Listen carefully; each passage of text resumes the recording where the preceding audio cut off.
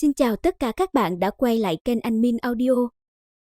Cuối tập trước, vì cứu Nhữ Yên Thần mà Nhữ Yên Vô Cực đã phải đồng ý với điều kiện của Đàm Vân, là trong vòng 100 năm phải để cho đệ tử của Hoàng Phủ Thánh Tông tiến vào bên trong Vĩnh Hằng Chi Địa. Nhờ có Đàm Vân mà Hoàng Phủ Thánh Tông mới có cơ hội này, làm cho Đàm Đài Huyền Trọng vô cùng vui mừng. Đang trong lúc cao hứng, Đàm Đài Huyền Trọng liền hướng Đàm Vân nói, về đến tông môn ngươi thích thứ gì cứ nói, bản tông chủ sẽ ban thưởng cho ngươi. Với lại từ nay về sau, khi gặp ta ngươi được đặt cách không cần phải quỳ lạy. Rồi sau đó như nhớ tới điều gì, Đàm Đài Huyền Trọng liền hướng Thẩm Tố Băng hỏi, ngươi nói cho ta biết, một người thiên tài như Đàm Vân tại sao ngươi không thu làm đệ tử, mà lại để hắn làm tạp dịch trong Đan Mặc vậy? Nghe tông chủ hỏi đột ngột như vậy, nhất thời Thẩm Tố Băng chưa biết trả lời thế nào. Thì đúng lúc đó, Đàm Vân nhanh miệng nói, bẩm tông chủ, vì trước khi tiến vào Hoàng Phủ Thánh Tông đệ tử đã bái sư, thế nên không thể bái Thẩm thủ tịch làm sư phụ được nữa. Với lại, thủ tịch đối với đệ tử rất tốt, đã bố trí cho đệ tử một linh sơn tốt nhất để thuận tiện cho việc tu luyện. Còn về vấn đề tạp dịch đệ tử, là do đệ tử không có hứng thú với luyện đan. Nghe Đàm Vân nói xong, Đàm Đài Huyền Trọng liền nhìn Thẩm Tố Băng. Mà thấy thế thì Thẩm Tố Băng liền nói, những điều Đàm Vân vừa nói đều là sự thật. Thẩm Tố Băng vừa nói xong thì Đường Hinh Doanh cũng nói, bẩm tông chủ, trước đó ta cũng có ý muốn thu Đàm Vân làm đệ tử, nhưng hắn nói là đã có sư phụ nên không đồng ý. Khi nghe thấy hai nàng nói thế, Đàm Đài Huyền Trọng cũng không có bắt bẻ gì thêm nữa. Sau một hồi chém gió, Đàm Vân hướng Đàm Đài Huyền Trọng nói, tông chủ, nếu không còn chuyện gì nữa, thì đệ tử hiện tại liền khiêu chiến đệ tử của Thần Hồn Tiên Cung luôn. Dứt lời, Đàm Vân lại bay lên không trung, hướng đám đệ tử bên dưới tiếp tục phát ra lời khiêu chiến. Mà sau vụ Đàm Vân đánh cho Nhữ Yên Thần thê thảm như vậy, thế nên hiện tại không có tên nào dám đi lên ứng chiến. Thế, Chư Các Vũ liền bảo Nam Cung Ngọc Thấm lên ứng chiến. Nhưng vì lý do hiện tại Đàm Vân cũng đang bị thương, mà nàng ta lại không muốn thắng trong hoàn cảnh như thế, nên Nam Cung Ngọc Thấm nói, đợi 3 tháng sau khi 4 thuật thi đấu kết thúc, thì sẽ đánh một trận sinh tử chiến với Đàm Vân. Vì trận chiến của Đàm Vân đã bị hoãn lại, thế nên một vị trưởng lão của Vĩnh Hằng Tiên Tông liền đưa đoàn người của Hoàng Phủ Thánh Tông về nơi nghỉ ngơi. Sau một thời gian di chuyển, bọn họ được dẫn đến một khu nhà rách nát bên một sườn núi. Vừa đến nơi, tên trưởng lão này liền nói đây chính là chỗ nghỉ ngơi của Hoàng Phủ Thánh Tông. Trước khi rời đi lão cũng nhắc nhở thêm, là giờ thì ngày mai tất cả đệ tử của Hoàng Phủ Thánh Tông tập trung tại quảng trường của Vĩnh Hằng Tiên Tông để tham gia thi đấu. Tên trưởng lão này vừa đi, thì mấy vị thủ tịch của Hoàng Phủ Thánh Tông đều lên tiếng trước hành vi phân biệt đối xử của Vĩnh Hằng Tiên Tông. Bọn họ nói, như này chả khác nào trắng trợn nhục mạ Hoàng Phủ Thánh Tông chúng ta. Mà nghe thấy thế, Đàm Đài Huyền Trọng thở sâu một hơi nói, các ngươi nhớ lấy, chỉ có tông môn cường đại, thì các ngươi mới không bị người khác xem thường. Nói xong hắn phân phó cho mấy vị thủ tịch nói qua luật thi đấu ngày mai cho đám đệ tử, còn bản thân thì quay người rời đi. Sau khi nghe xong nội quy thi đấu, cả đám đệ tử đều đi nghỉ ngơi, mà Đàm Vân thì tranh thủ thời gian này đi hồi phục lại thương thế. Không lâu sau đó, thì Giao cũng trốn được sư phụ ra để gặp Đàm Vân. Vừa nhìn thấy hắn nàng đã lập tức nhào vào lòng hắn rồi nói, Đàm Vân, ta thấy Nam Cung Ngọc Thấm rất mạnh, sau 3 tháng huynh có bao nhiêu phần nắm chắc cơ hội thắng? Nghe vậy, Đàm Vân nhìn nàng cười nói, cơ hội thắng là bao nhiêu thì ta không biết, nhưng mà ta chắc chắn người sống đến cuối cùng là ta chứ không phải là nàng.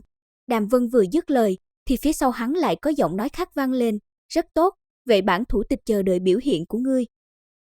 Quay người nhìn lại, thì Đàm Vân liền nhận ra người đến chính là Đường Hinh Doanh, thế nên hắn liền chắp tay nói, không biết Đường thủ tịch đến tìm ta có chuyện gì.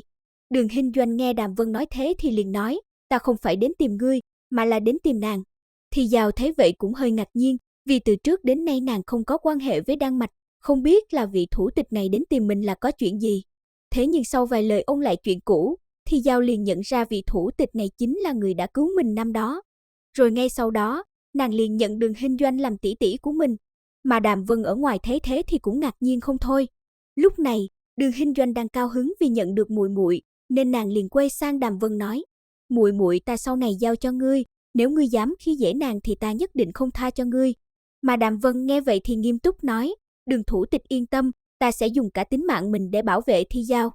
Sau khi nhận người thân xong xuôi, Đường Hinh Doanh liền rời đi, trả lại không gian riêng tư cho Đàm Vân và Thi Giao. Đến sáng hôm sau, khi mặt trời vừa xuất hiện, Đàm Đài Huyền Trọng đã dẫn đám đệ tử Hoàng Phủ Thánh Tông đi đến quảng trường của Vĩnh Hằng Tiên Tông tập trung rồi. Sau khi đệ tử ba tông môn đã tập hợp đầy đủ, Nhữ Yên Vô Cực liền lên đọc diễn văn khai mạc.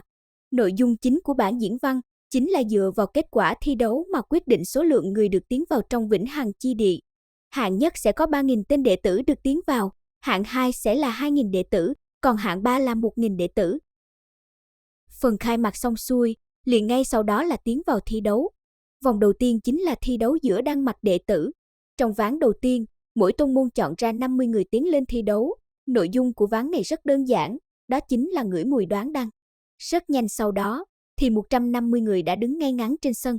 Đàm Đài Huyền Trọng chính là người đầu tiên ra đề, vì thế nên chỉ có đệ tử của Vĩnh Hằng Tiên Tông và Thần Hồn Tiên Cung dự thi thôi. Ngay sau đó, Đàm Đài Huyền Trọng lấy ra một viên đan dược, rồi cho 100 tên đệ tử dự thi ngửi qua một lượt. Vừa ngửi qua đan dược thì đa số đám đệ tử này đã ghi luôn kết quả lên ngọc giản. Sau khi thời gian kết thúc, Đàm Đài Huyền Trọng liền công bố đáp án. Đan dược chính là bổ dưỡng tâm huyết đan. Đáp án đã có, ngay sau đó là màn công bố kết quả. Vĩnh Hằng Tiên Tông có 45 người trả lời đúng, được 450 điểm. Thần Hồn Tiên Cung có 49 người trả lời đúng, được 490 điểm. Vừa nghe thấy kết quả này, không chỉ Đàm Đài Huyền Trọng, mà cả đám thủ tịch đan mạch đều thất kinh. Hiện tại họ mới nhận ra đệ tử đã bước vào thánh giai đại đan sư của hai tông môn này quá nhiều, mà Hoàng Phủ Thánh Tông bọn họ mới vẻn vẹn có 8 người. Đang lúc đám người Hoàng Phủ Thánh Tông hoang mang, thì Nhữ Yên vô cực tiến lên ra đề. Lần này thì đệ tử của Thần Hồn Tiên Cung và Hoàng Phủ Thánh Tông tiến lên dự thi. Thấy 100 tên đệ tử đã chuẩn bị xong xuôi, Nhữ Yên vô cực liền xuất ra đan dược. Sau một vòng ngửi mùi, thì đệ tử của Thần Hồn Tiên Cung rất nhanh đã ghi ra đáp án. Còn về phía Hoàng Phủ Thánh Tông thì hơn phân nửa đang căng não ra nghĩ, nếu tỉ mỉ quan sát thì thấy những người này mồ hôi lạnh đã rơi đầy mặt rồi.